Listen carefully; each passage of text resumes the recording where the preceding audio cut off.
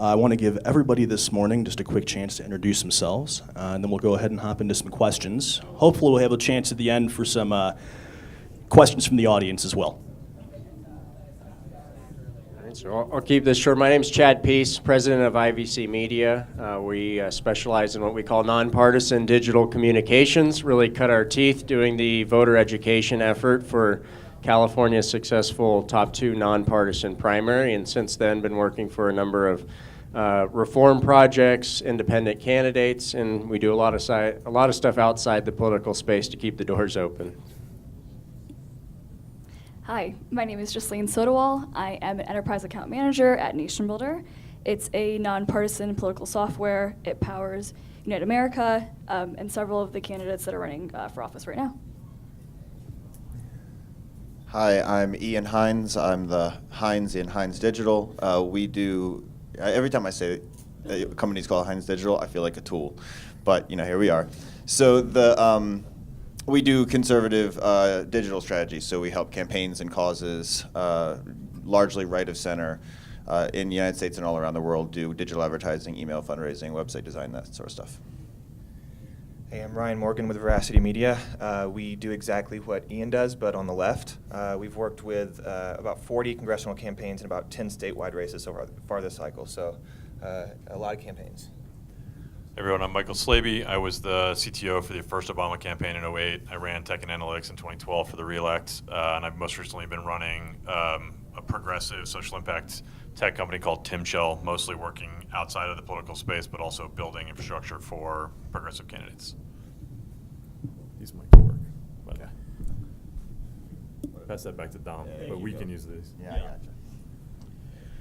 So yeah, to start, we're looking at lessons from the left and right today. So I just want to start by talking about, we have underdog candidates that are winning on both sides of the political spectrum right now. On the Democratic side, we have insurgent candidates coming in, like Alexandria Ocasio-Cortez, and we also have candidates on the right that are winning as well, that are underdog candidates. So how are these candidates winning, and how are they using kind of the digital and social media sphere to win better than classic party candidates? Sure. So these mics are awkward. So let's just So so I mentioned that we work with right of center candidates. Just this past Tuesday, one of our clients named Jeff Johnson in Minnesota won his primary election for Republican governor in Minnesota, and he beat former Governor Tim Pawlenty, which was frankly a surprise even to me, right? I mean, I knew it was going to be a close race, but conventional wisdom would tell you, right? 2-term former governor, guy ran for president, couple of $4 million in the bank, right? Like, the odds aren't great. And of course we ended up beating him by a margin of like 12,000 votes, which was significant, and a real, I think a real key to that, not to be self-serving because it wasn't really all us, but it was digital advertising was a really significant part of that, and not because it was on the internet. That's not the reason. It's because we were able to very clearly articulate a message that resonated with people to the right people, right? Minnesota's a big state. It's hard to knock on every door all over the place, get out everywhere. And a lot of the voters that made the difference were in hard to reach places, or places that maybe you don't traditionally have a deep bench of volunteer activity. And so being able to reach those people consistently with the sort of the message that you were trying to convey to them for a low cost makes a big impact. But there's a challenge when applying that to campaigns more in the center, right? So in that primary, that race was cast by the media anyway, in the aftermath, as being a sort of more establishment traditional Republican versus a more Trumpy Republican. Although I would challenge the assertion that Jeff Johnson is a Trumpy Republican. He's like the most polite, like well-spoken, like always smiling kind of guy, and his personality is very different from the president, even if his policy is in the same kind of space. The challenge for folks in the middle, though, is when you're advertising in a partisan primary environment. If you imagine the electorate like a bell curve, right? You essentially start at the edges of the bell curve and work your way inward. And that's very easy to do. For a moderate campaign or a centrist campaign to do that, they have to start sort of at the center of the bell curve and work their way out. But the center is very complicated. There's a lot of opinions and stuff there. And so matching messages with audiences becomes much more challenging. So that's both a lesson and a cautionary, I think, about that. Anyone else want to take that one? A couple different I ways to think take the question around underdogs, especially in primaries on the left right now, I think begs a little bit of the question of what do we mean by underdog? The Democratic Party, I think, is weak and largely devoid of leadership. I think looking at Ocasio-Cortez in particular, we see a very capable, thoughtful, energetic, passionate young leader coming up in a majority minority district and beating an old white man. Who's the underdog? Like, I'm thrilled that she won, and I'm glad that she did, and I think she's got a lot to add to sort of the leadership and the growth of what's going on the left. But I think what we're also seeing is the weakness and sort of institutional power of a party and of a party declining, which also creates opportunities, I think, right now with both parties could be largely described in similar ways. Opportunities for the candidates in this room and this movement to claim a mantle of leadership that's being abdicated by both parties. If I can just give a little bit of feedback that's not like race specific, but one thing that I don't think we talk about enough on the national narrative, and I think events like this are really important because it allows the platform to do it, is if you look at the accountability structure. We talk a lot about Democrats, Republicans, independents, but we don't really talk about the whole idea of accountability itself. I think part of the reason you're seeing surprises is you're seeing disgruntled folks that, I call them small I independents. They're Democrats, they're Republicans, but they're not happy with their leadership either. So if you go to a really small turnout Democrat primary in a closed primary state like New York, well, you see that disgruntledness across the electorate. It's not just people that call themselves capital I independents. So I think you'll see more and more of what the media might call an upset, but really that's just a manifestation of how the average American's feeling, and whether you're far left or you're far right. I think the one thing that we try to do as a nonpartisan firm is step back and talk about the issues of accountability itself as a campaign issue. And how do we improve our process so that when you're going out and running, we don't have cases where you're going to a 5% turnout partisan primary and you're forced to go all the way to this far side of the bell curve, because I think that's at the heart of what the problem is.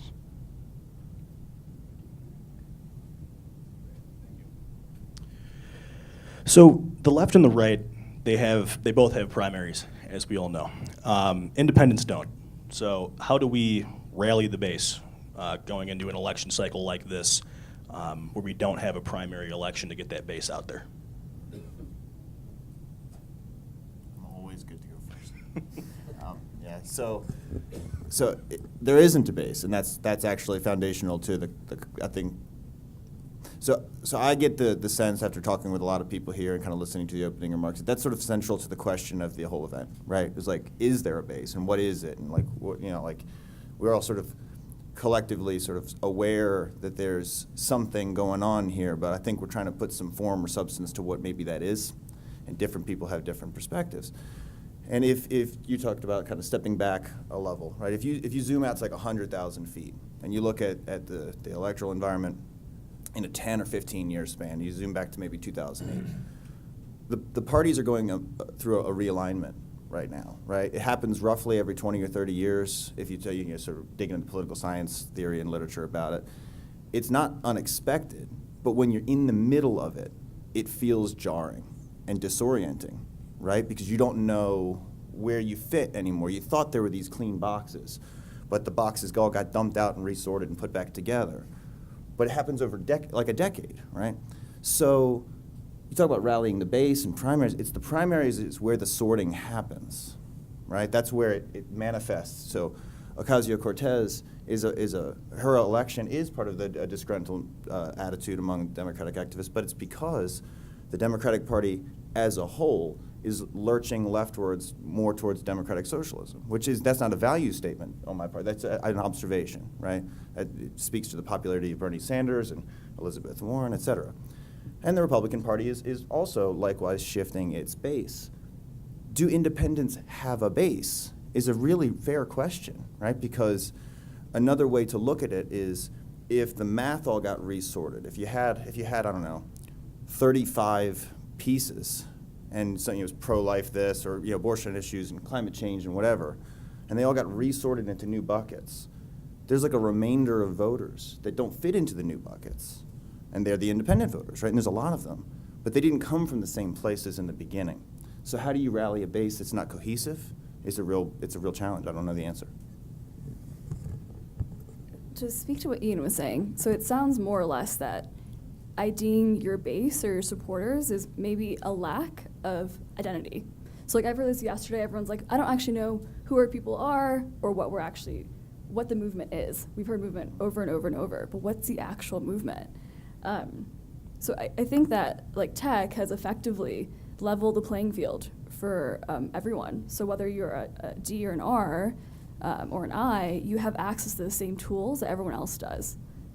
So now what? I mean, what makes you stand out?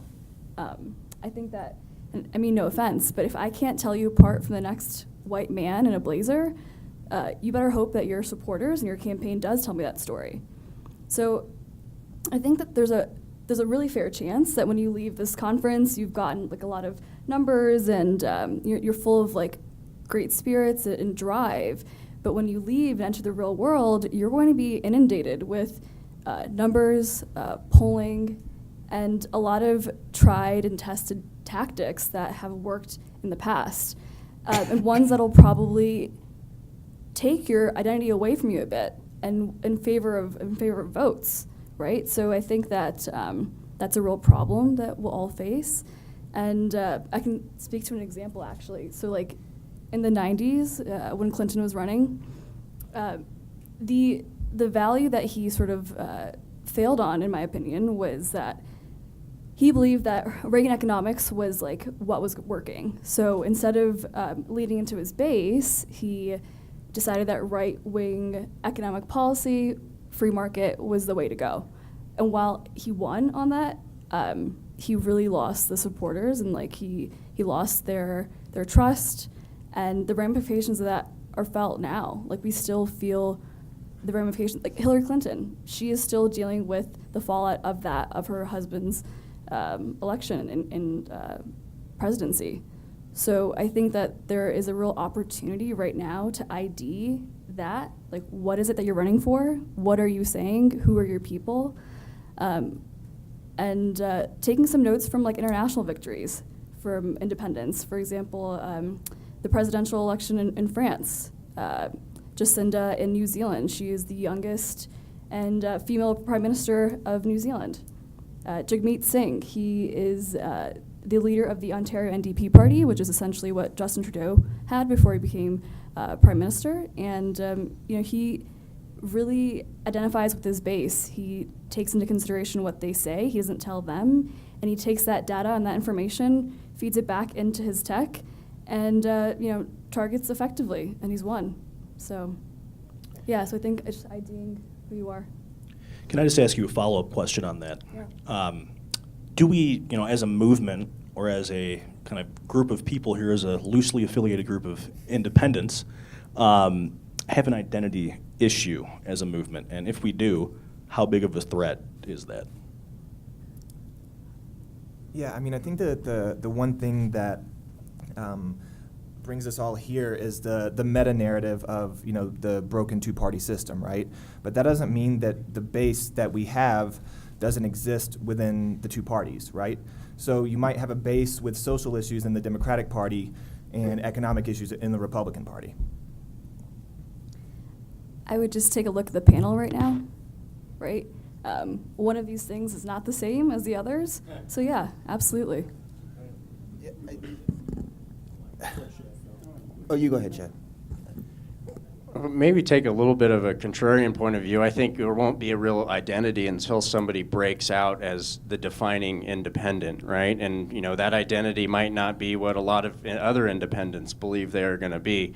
But I'm a little bit different perspective. I know there's a digital panel. I think a lot of us take way too much credit for the success of our digital programs today, right? A lot of it is, we happen to have a client that was authentic.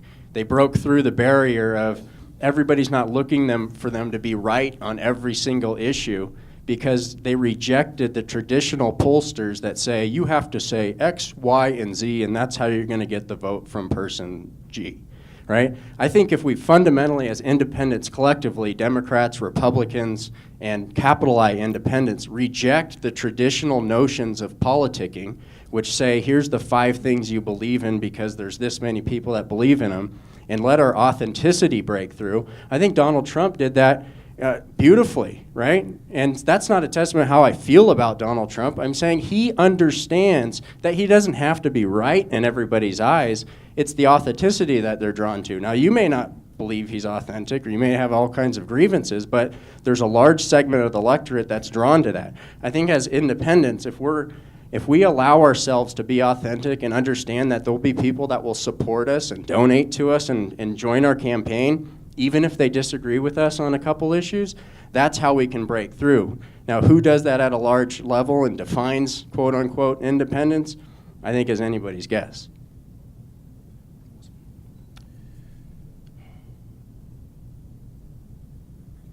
So should we be replicating the two-party campaign tactics, the kind of classic campaign toolbox that we talk about all the time, phones, doors, so on, or should we be kind of thinking about new campaign tactics? And if we are thinking about new campaign tactics, what has worked digitally that's beyond that classic campaign toolbox?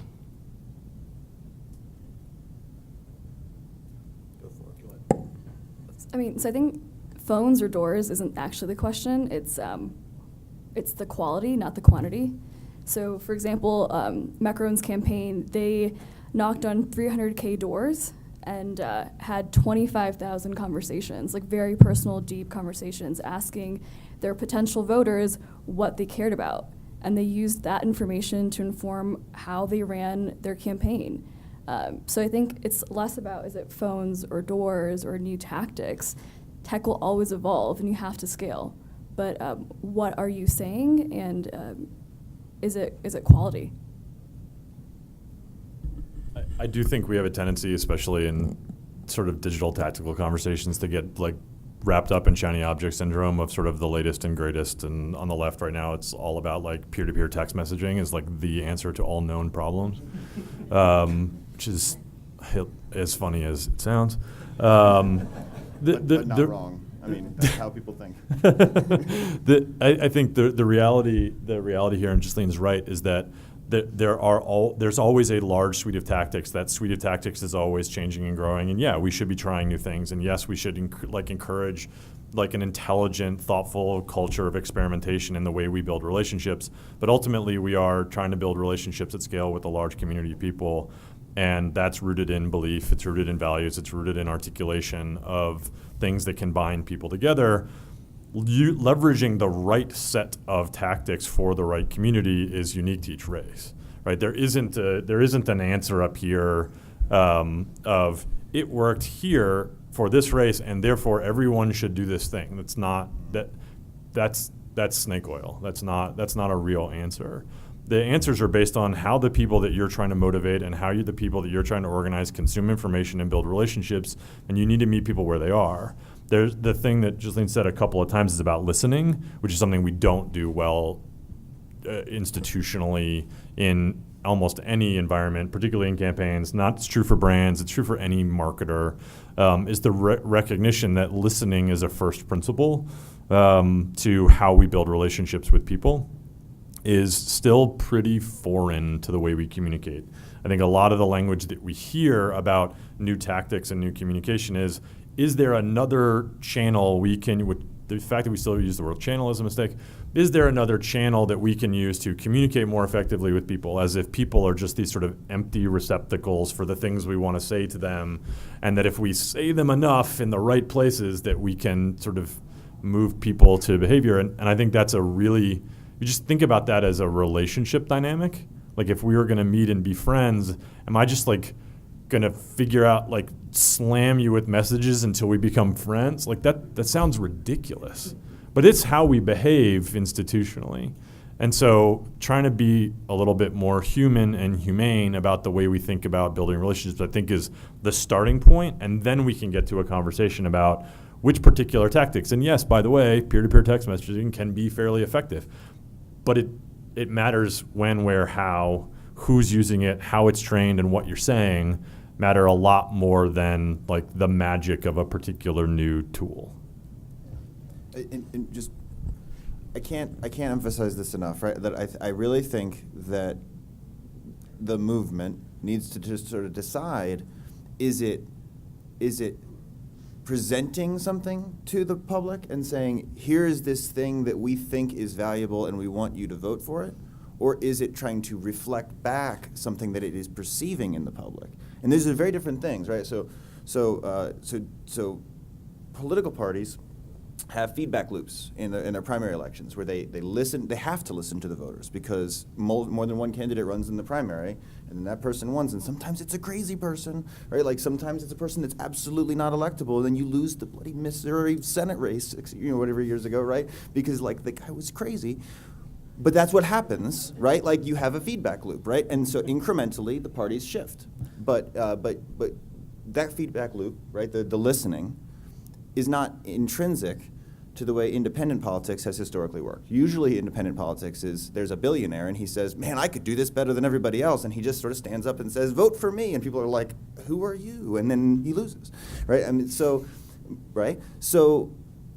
if the big picture is the two parties resorted themselves, and there are a lot of people who feel like they don't belong in either, right? I mean, they don't vote for Democrats or Republicans on Election Day because they're forced to. It's not like they're like, I have no choices. They could just not vote, right? Like we don't have compulsory voting. They vote because they're buying what they're selling, right?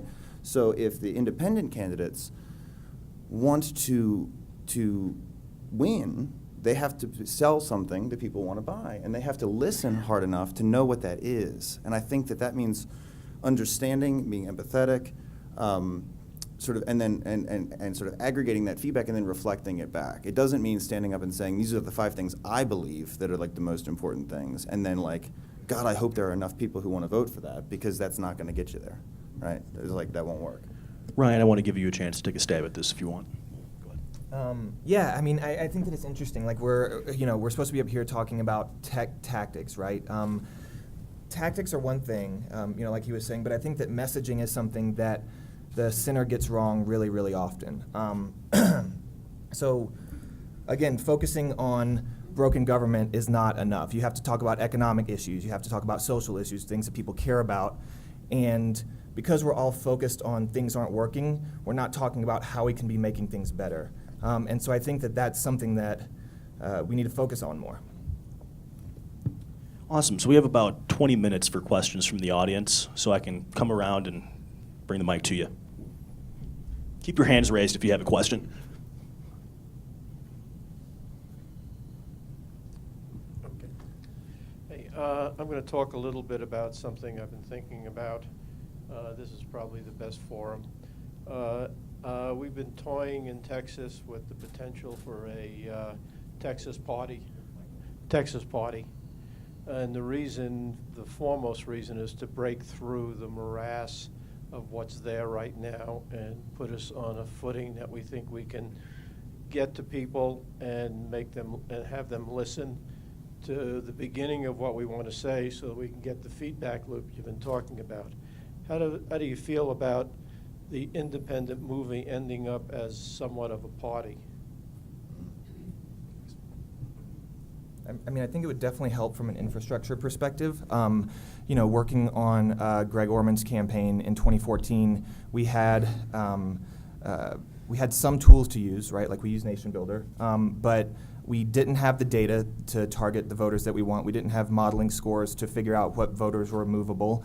We didn't have access to the same slate of consultants that a Democratic or Republican Party would. So I think that, insofar as Unite America, has an infrastructure for centrist candidates, that's good. But I don't think that there needs to have that infrastructure, it needs to be united, I guess, so to speak, right? So having a Texas party and then a national organization like this and then local chapters is great, but there needs to be some sort of holistic way to combine that institutional knowledge and share it with the people who want it.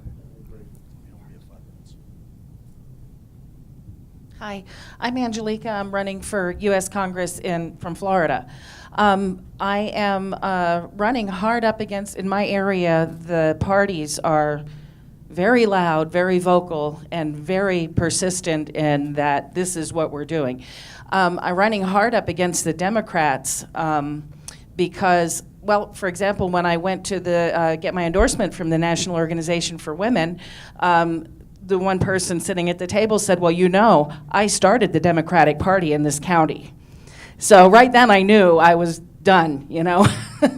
So what I want to know from you, and I've had multiple people using the same words telling me, listen, this is bad. And right now, we just have to get that out, and we just need this blue wave right now, and then we'll fix things. So, but then when I'm talking to people out in the streets, at events, door to door, then I'm getting a lot of support, and we're so happy you're running. So it's very confusing because those other two messages are so loud. But how do you break past that?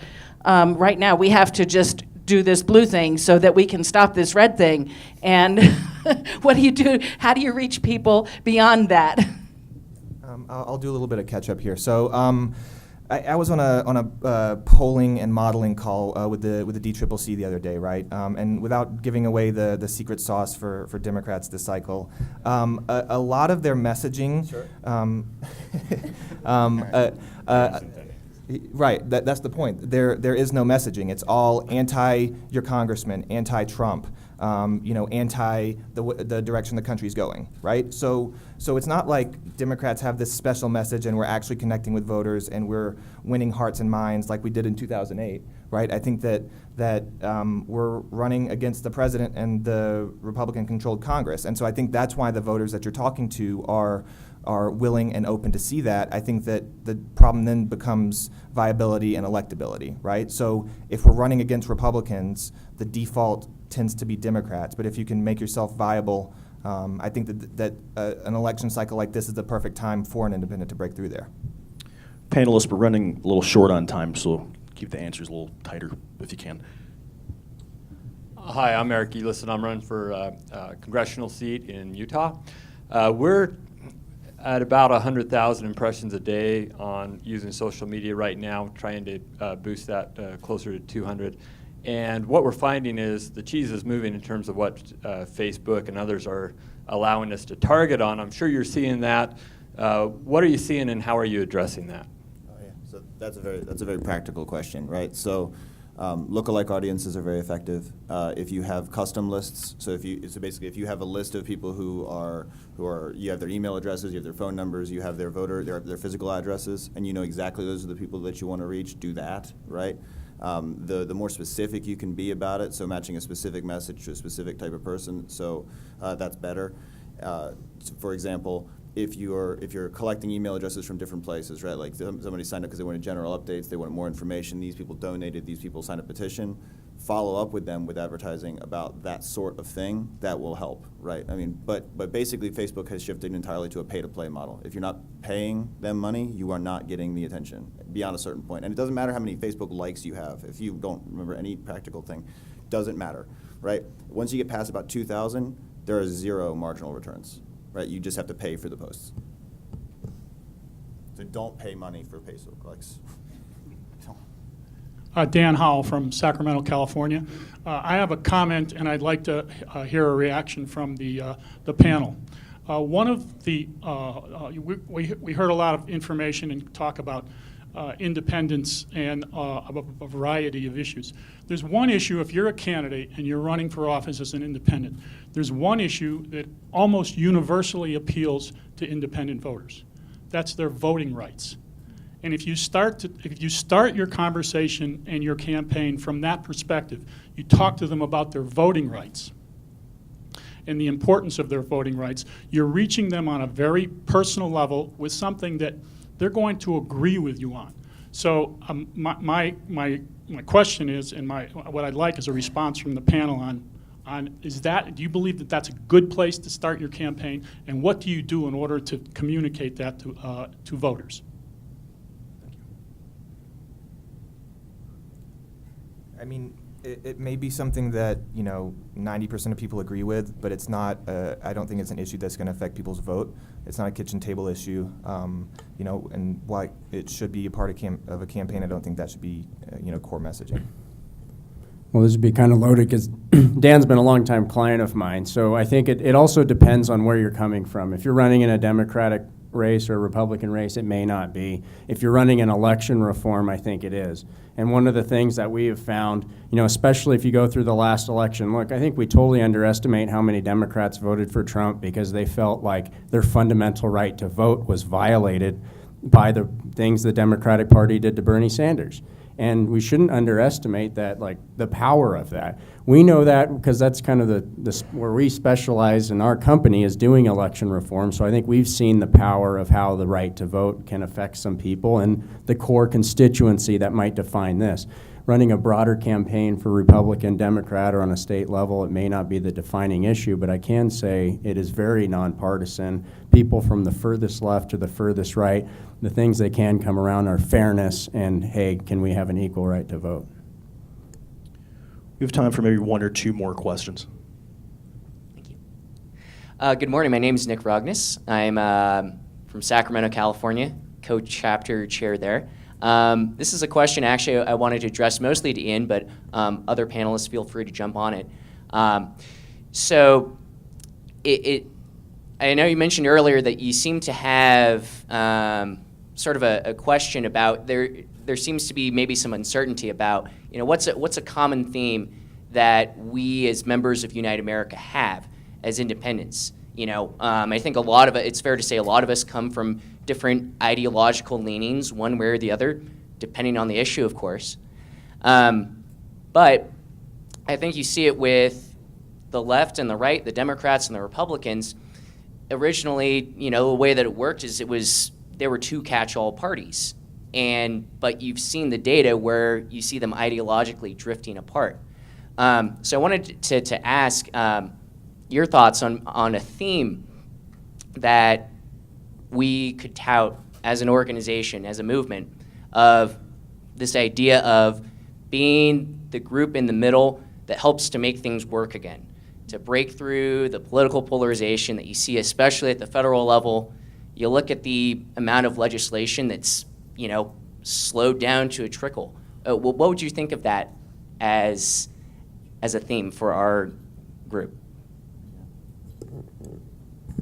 So I've had that conversation a lot, and I think that so basically that sort of messaging of country over party, right? And the sort of, I think if you ever try to talk to somebody about the Fulcrum strategy, stop. Right? I mean, if they're the sort of person who's going to understand that, they're going to research it on their own. Don't talk to a voter about Fulcrum. That's not going to be a compelling narrative for them, right?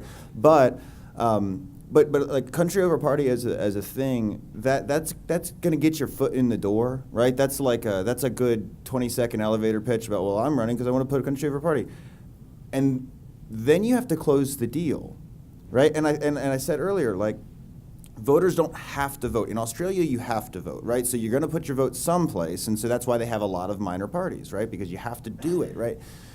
Here, you don't have to vote. So if they don't want what you're offering, they just won't show up. And so I think where Unite America's messaging needs to go broadly without the specific details, and where I think independent candidates have struggled, is that they get that initial attention, right? And then, like Ryan's been saying, then you follow that up with brass tax stuff, right? What's my position on the tax cuts, right? Am I for Obamacare repeal? Am I pro-choice or pro-life? Because when people when they're walking to the polling place, look, so I'm a pro-life conservative Republican. I was Evan McMullen's digital director in 2016. I didn't say that earlier, but that, I came to that because President Trump at the time made me very uncomfortable, right?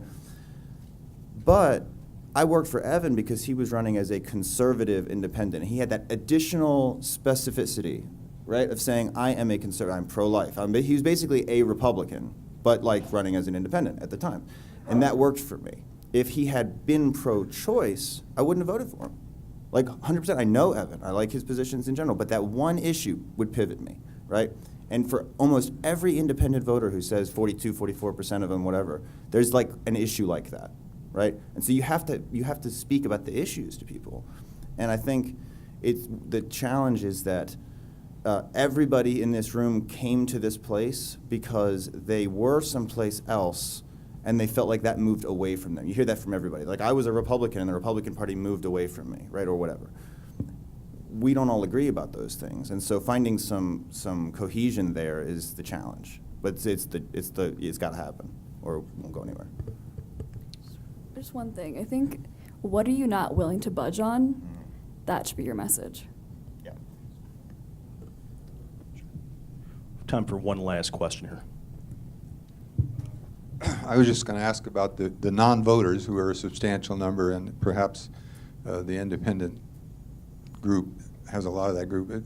And you've already said you're working on voter reform. Are there other things that are getting? Are you trying? Is that a possibility, really, or are you just is that 20, 30, 40% just kind of being written off by the community? Let me just, I want to, because it was right on the same page, and I was going to ask the same question to the extent that you guys have any data. This 40% of people who don't vote, are these people that won't vote, or are these people that don't have the right choice? And do we have any data on if they would show up if they were given an alternative, in addition to what the gentleman just asked? I guess I can take it, but I'm closest into this space of how do we get out new voters. And part of this is by looking at, whether you're talking about forming a party or a digital company in the space, or is one of the things we don't look at this is there's two institutions on both sides. The Democratic Party does a lot more of this, is going out, let's get voters to register, right? So the GOTV, C3 operations that get people to register. Well, that's still a component of their broader advocacy effort to get Democrats elected. I think what's going on here with Unite America, having firms that are in the space, consultants, is starting to get, together with each other so that we can, as a group, conduct C3 operations that are get out the vote drives, that are looking at voters. Hey, if you knew that you had these options, would you then register to vote? I don't think there's hard data. The closest thing we have is we've run a number of programs on election reforms where our target are the low turnout voters. And we say, look, you're frustrated with the process. Here's a reform, and might you vote if you knew this was on the ballot? And our results have been very positive. In California, that's how we got top 2 passed. In Maine, we did a lot of work making sure independents came out despite it being a closed primary. So if we had the funding, I would love to run those operations, and I think the data needs to be, we need to do the test to get the data. We're actually out of time here, so let's go ahead and give our panelists a big, warm thank you for doing this. And if you'd like to